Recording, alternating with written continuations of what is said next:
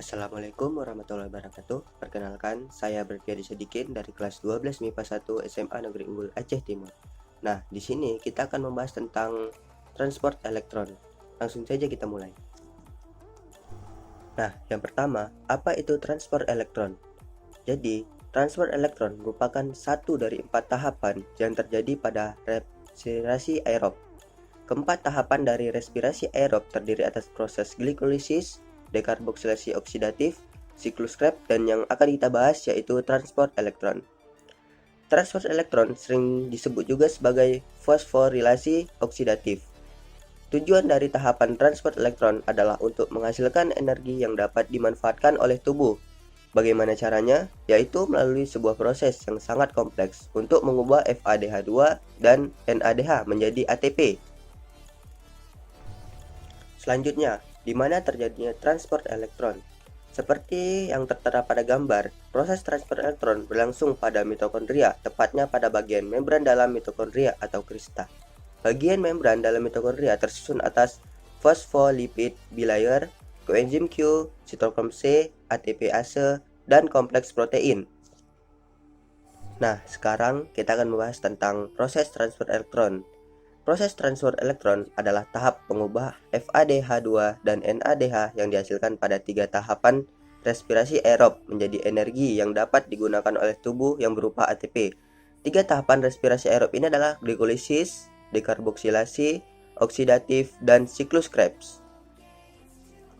Baik FADH2 dan NADH adalah bentuk energi yang belum dapat digunakan oleh tubuh. Agar dapat digunakan oleh tubuh, kedua molekul tersebut perlu diubah menjadi ATP atau adenosin trifosfat.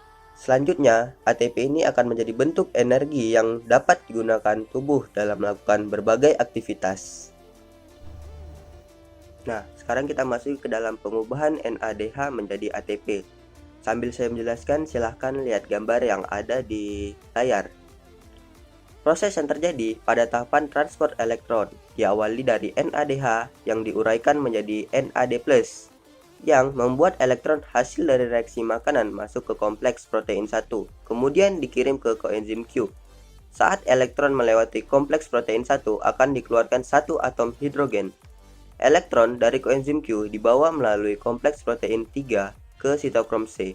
Saat melewati kompleks protein 3 akan dikeluarkan satu atom hidrogen. Kemudian, dari sitokrom C, elektron akan dibawa ke matriks mitokondria melalui kompleks protein 4. Saat elektron melewati kompleks protein 4 akan mengeluarkan satu atom hidrogen lagi.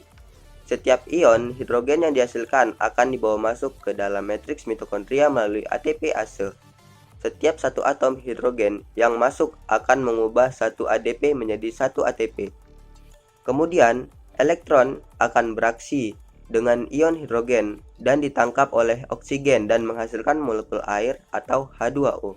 Oksigen berperan sebagai aseptor elektron atau penangkap elektron terakhir. Jumlah ion hidrogen yang dikeluarkan berjumlah 3, sehingga akan membentuk 3 ATP untuk setiap perubahan satu molekul NADH. Pada akhirnya, untuk setiap satu NADH menghasilkan 3 ATP. Nah, selanjutnya kita masuk ke pengubahan FADH2 menjadi ATP. Seperti tadi, silahkan lihat gambar yang ada di layar. Pertama, FADH2 diuraikan menjadi FAD+. Kemudian elektron masuk ke kompleks protein 2, kemudian ke koenzim Q, dan berikutnya ke sitokrom C. Saat melewati kompleks protein 3 dikeluarkan satu ion hidrogen, dan berikutnya elektron dari sitokrom C dibawa ke matriks mitokondria melalui kompleks protein 4. Pada saat melewati kompleks protein 4 juga dikeluarkan satu atom hidrogen. Setiap atom hidrogen yang terbentuk kemudian akan masuk ke ATPase yang mengubah ADP menjadi ATP. Selanjutnya elektron akan beraksi dengan ion H+ dan ditangkap oksigen menghasilkan H2O.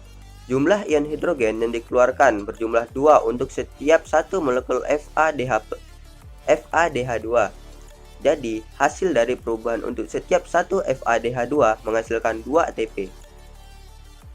Kita langsung akhiri dengan hasil akhir transport elektron. Akan dihitung jumlah ATP yang terbentuk pada tahapan transfer elektron. pada tahapan glikolisis, banyak NADH yang dihasilkan adalah 2 molekul. Tahapan dekarboksilasi oksidatif menghasilkan 2 NADH, sedangkan pada siklus Krebs molekul yang dihasilkan adalah 6 NADH dan 2 FADH2.